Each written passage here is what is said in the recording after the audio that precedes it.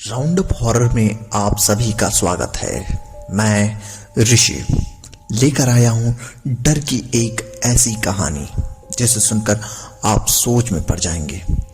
ये कहानी आपको बहुत पसंद आएगी। तो चलिए, डर की दुनिया में आप सभी का स्वागत है। बढ़ते हैं कहानी की तरफ। विजयनगर राज्य में एक राजा थे। उनके 7 बेटे थे और सातों राजकुमार बहुत ही प्रतापी और महान योद्धा थे। अपने पिता की आज्ञा और राज्य का पालन करना वो धर्म मानते थे। राजा उनमें अपनी सभी योजनाओं में पूर्ण रूप से भागीदार बनाते थे तथा उनको सभी युद्ध कौशल में परिपूर्ण थे। अपने समय से राजा ने कई सारी युद्ध जीता था, कई सारी राज्यों पर अपना आधिपत्य स्थापित किया था, तो कई राज्यों में जीत कर भी वहां का राजा उनका शासन लौटा दिया था। कुल मिलाकर यह कहा जा सकता है कि वह जितने ही प्रतापी थे उतने ही दयालु थे। उनके राज्य में कोई भी दुखी नहीं था। पूरे राज्य में सुख शांति छाई हुई थी। किंतु राजा को न जाने किस बात का भय था कि वह अपने पुत्रों से कहा, बेटा, शिकार खेलने के लिए तुम लोग चाहे जिस क्षेत्र में भी जाना, किंतु दक्षिण दिशा की तरफ मत जाना। और अपने पिता की आज्ञा सर्वोपरि मानते थे वे राजकुमार सभी दिशा की शिकार करके आते, किंतु दक्षिण दिशा में कभी भी शिकार के लिए नहीं जाते। उनमें से राजा के जो छोटे बेटे राजकुमार थे, उनका दिमाग कुछ ज्यादा ही चलता है, या ये कहो कि बड़े ही नटखट स्वभाव के थे। लोगों की बातों का उल्लंघन करना उनकी आदत थी, किंतु यह आदत धीरे धीरे बढ़ती गई और एक दिन शिकार के अपने भाइयों को इतना मशरूफ रखा कि शाम हो गई और देखते देखते उन लोगों को यह समझा दिया कि भाई, हमें लगता है कि पिताजी हमें दक्षिण दिशा में सिर्फ इसलिए नहीं जाने देते कि उस दिशा में पिताश्री का कोई शत्रु होगा जो उनसे ज्यादा शक्तिशाली होगा और पिताश्री उनसे हार गए होंगे, इसलिए वे हमें वहां नहीं जाने देते। तो उसके बड़े भाइयों ने आपस में बातचीत करनी शुरू कर दी और छोटे भाई की बात को सच मानने लगे और कहा, पिताश्री ने सच में हमें सारे दिशा में जाने की अनुमति दी, किंतु दक्षिण दिशा में क्यों नहीं जाने दिया? आखिर ऐसा क्या है उस दक्षिण दिशा में जहां हम नहीं जा सकते? और सभी भाई ने कहा, क्यों ना एक बार पिताजी की ना बात मानकर हम दक्षिण दिशा की में शिकार खेलने चले, आखिर देखें ऐसा क्या है वहां जो हम सातों भाइयों से भी बलशाली है। इसलिए पिताश्री हमें वहां जाने से मना करते हैं और हमें नहीं लगता कि इस संसार में हमारा कोई भी शत्रु होगा। किंतु यह सारी बात तो वहां जाने के पश्चात ही ज्ञात होगी। सातों भाइयों ने यह फैसला किया और उस दिन सभी थके हारे अपने महल के कक्ष में जाकर विश्राम करने लगे। सुबह सभी भाइयों ने उठकर जल्दी जल्दी तैयार होकर शिकार पर जाने का फैसला किया और सभी ने अपने पिता से कहा, पिताश्री, सांझ के समय आने में थोड़ा विलंब हो सकता है, इसलिए आप हमारी चिंता ना करिएगा, क्योंकि अमुक देश के राजकुमार भी हमारे साथ शिकार पर आने वाले हैं, क्योंकि हम सभी मित्र और भाई मिलकर साथ में शिकार करेंगे।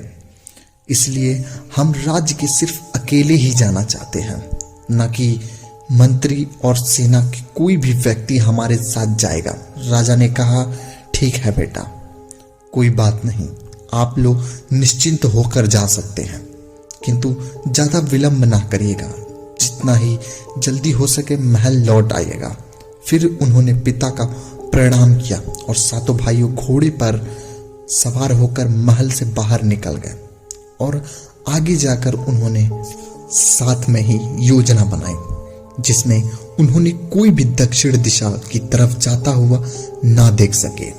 सातों भाइयों ने अपने अपने घोड़े को वृक्ष में बांध दिया और दक्षिण दिशा की तरफ वेश बदल कर चले गए। सातों एक साथ तेजी से एक दिशा में बढ़ने लगे, किंतु उन्हें सिर्फ वहां जंगल दिखाई पड़ रहा था। जंगल के अलावा वहां पर कोई भी गांव, घर जैसा कोई भी नहीं था और नहीं उस दिशा में किसी व्यक्ति का नामो निशान था। फिर सातों राजकुमार ने कहा, यह तो पूरा का पूरा क्षेत्र ऐसा है जैसे यहाँ कोई प्यासा तड़प कर मर जाए, पानी भी ना मिले। मझले भाई ने कहा, तुम सत्य कह रहे हो भाई, मुझे तो प्यास भी लग रही और पास में पानी भी नहीं ला पाए। तो बड़े भाई ने कहा, छोटे अर्जुन, क्यों ना आप किसी वृक्ष पे चढ़कर देखें कोई गांव या घर है या नहीं। इस पर दूसरे भाई ने कहा, हाँ भाई देखो, सही शायद कोई सहायता मिल जाए जिससे हमारी प्यास मिट सके। बड़े भाई की आज्ञा पर छोटे भाई ने सबसे ऊंचे वृक्ष पर चढ़कर देखा तो कुछ दूर पर एक कच्चा मकान जैसे मिट्टी या खपड़ेला का बना हुआ होता है और उसके सामने एक कुआं भी था और शाम का समय होने के कारण उस घर में हल्की सी रोशनी आ रही थी जिससे वहां किसी को होने का आदेश था। यह देखकर छोटे की भाई आंखों में चमक आ जाती है और वह तुरंत नीचे आ जाता है और अपने भाइयों को से कहता है, भ्राताश्री, यहाँ से कुछ ही दूर पर एक कच्चा मकान है जिसके सामने एक कुआं भी है और मैंने देखा कि वहां से शायद कोई रहता भी होगा क्योंकि उस घर से दिए की रोशनी आ रही थी। यह देखकर सभी की थकान कुछ पल के लिए कम हो जाती है और सभी उसकी तरफ तेजी से बढ़ चलते। कुछ दूर जाने पर वे उस मकान के सामने पहुंच जाते हैं। फिर वहां पहुंचकर देखते हैं कि कुएं में पानी बहुत अंदर है जिसको निकालने के लिए एक रस्सी की सहायता लेनी पड़ती है। उस कुएं के पास एक बाल्टी होती है किंतु रस्सी नहीं होती। तो बड़े भाई ने छोटे भाई से कहा, प्रिय अर्जुन, तुम जाकर देखो तो सही उस मकान में कौन है और उससे कहो ये कृपया हमें रस्सी दे दे जिससे हमारी प्यास खत्म हो सके। भाई की आज्ञा मानकर छोटा भाई उस मकान के द्वार को खटखटाने लगा। एक सुंदर सी लड़की आकर द्वार खोलती है और कहती है, कौन तुम? तो उसने कहा, देखिए, हम एक मुसाफिर हैं और रास्ता भटक गए हैं। हमें बहुत प्यास लगी है, हमें पानी चाहिए। कुएं के पास बाल्टी तो है परंतु रस्सी नहीं है। कृपया रस्सी जिससे पानी निकाल सके। इस पर उस लड़की ने कहा, रुकिए, मैं पहले अपनी बड़ी बहन से पूछकर आती हूँ, फिर देती हूँ। उसने कहा, ठीक है। इस पर उसकी बड़ी बहन आकर कहा, आप कितने लोग हैं? राजकुमार ने कहा, हम 7 भाई हैं और हम रास्ता भटक गए हैं, बहुत थक चुके हैं, इसीलिए कृपया हमारी सहायता करें और हमें पानी दें।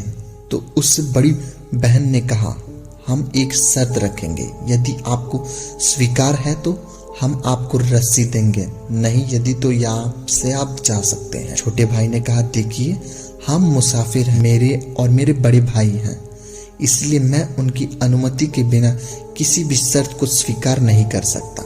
तो उस लड़की ने कहा, तो आप पानी के साथ साथ विश्राम भी कर सकते हैं और भोजन भी मिलेगा, किंतु यदि आप हमारी शर्त मानेंगे तो, वरना आपको यहाँ से कुछ भी नहीं मिलेगा। छोटा राजकुमार अपने भाइयों के पास आकर कहने लगे, भैया, उस घर में 2 बहनें हैं किंतु वह कुछ शर्त रख रही हैं। यदि हमने उनके शर्त स्वीकार कर ली तो उन्होंने कहा है कि वह हमें भोजन और विश्राम भी करने देंगी, परंतु यदि हमने उनकी शर्त नहीं मानी तो वो यहाँ से खड़े भी नहीं रहने देंगे। सारे भाइयों ने बहुत तेज प्यास लगी थी और थकान के मारे सबका बुरा हाल था। इस पर उन्होंने कहा, उनकी क्या शर्त है? हम सब कुछ मानेंगे।